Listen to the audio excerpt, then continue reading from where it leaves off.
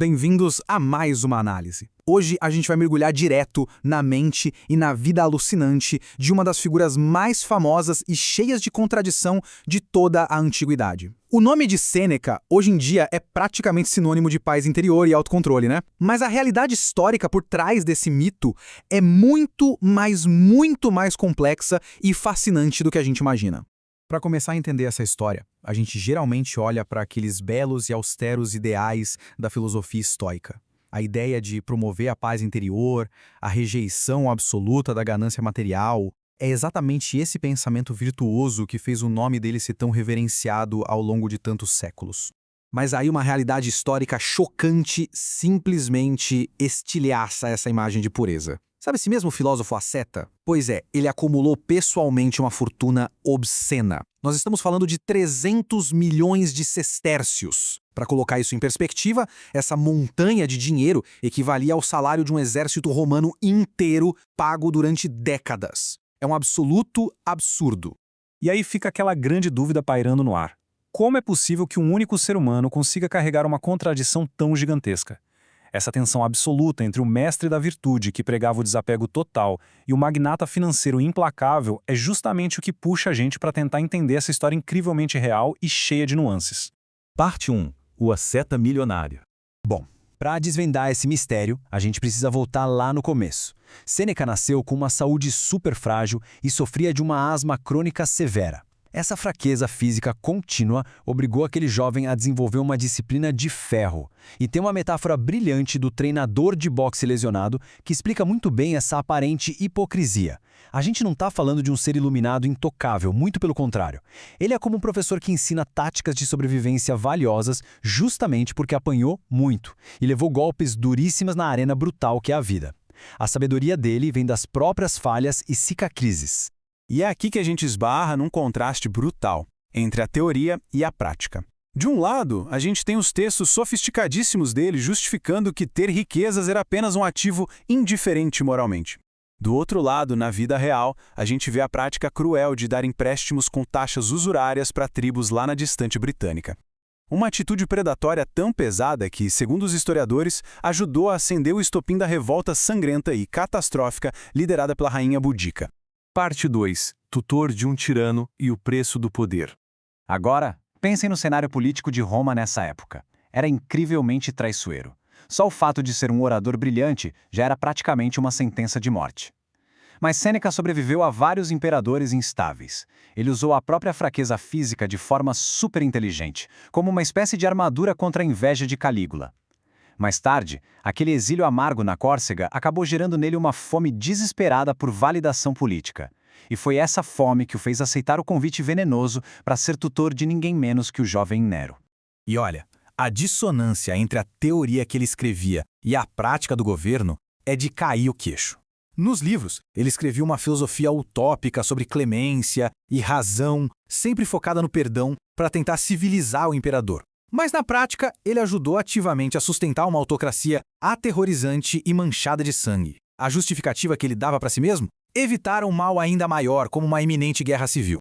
Mas o compromisso moral dele atinge literalmente o fundo do poço no episódio extremamente sombrio. Quando Nero toma a decisão drástica de mandar assassinar a própria mãe, Agripina, adivinhem quem redigiu a carta oficial para justificar o ato?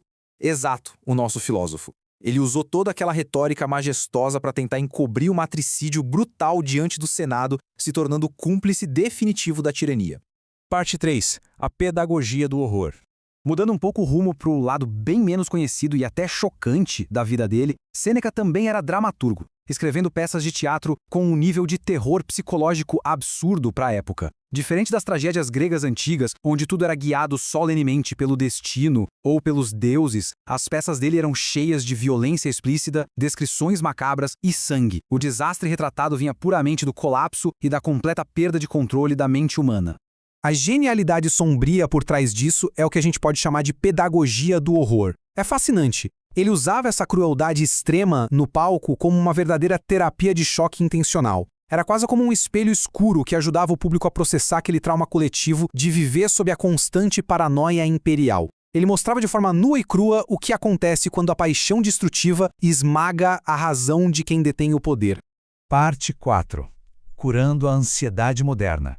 E agora a gente constrói uma ponte daquela Roma antiga direto para o nosso século XXI, porque acreditem ou não, essas antigas lógicas de sobrevivência têm tudo a ver com o nosso dia a dia moderno. Aquele pavor constante de sofrer uma execução política repentina lá no caos romano espelha perfeitamente a ansiedade crônica que a gente sente hoje com as redes sociais. A nossa mente também entra em estado de terror com o famoso doom scrolling, aquele hábito de consumir incessantemente as piores notícias globais o tempo todo. É exatamente por isso que os remédios estoicos que ele ensinavam continuam tão vitais. Quando a gente desmembra essas ferramentas mentais, encontra conselhos práticos de ação imediata. A ancoragem incansável no momento presente, a visualização negativa para não sermos pegos de surpresa, ou a corajosa aceitação plena daquilo que foge do controle, o amor fati. É um kit de sobrevivência essencial para a gente parar de sofrer antecipadamente por catástrofes que só existem no futuro imaginário. E tem também a genial teoria das duas repúblicas. O passo a passo aqui é extremamente pragmático. Se a gente reconhece que o sistema político ou o ambiente local está absolutamente corrompido, se afastar não é sinal de apatia, nem de covardia. Pelo contrário, é um recuo estratégico em direção ao intelecto, entrando no ócio criativo. É a melhor forma de preservar a sanidade e produzir uma sabedoria atemporal que, no longo prazo, vai beneficiar a humanidade como um todo. Parte 5. Uma saída teatral.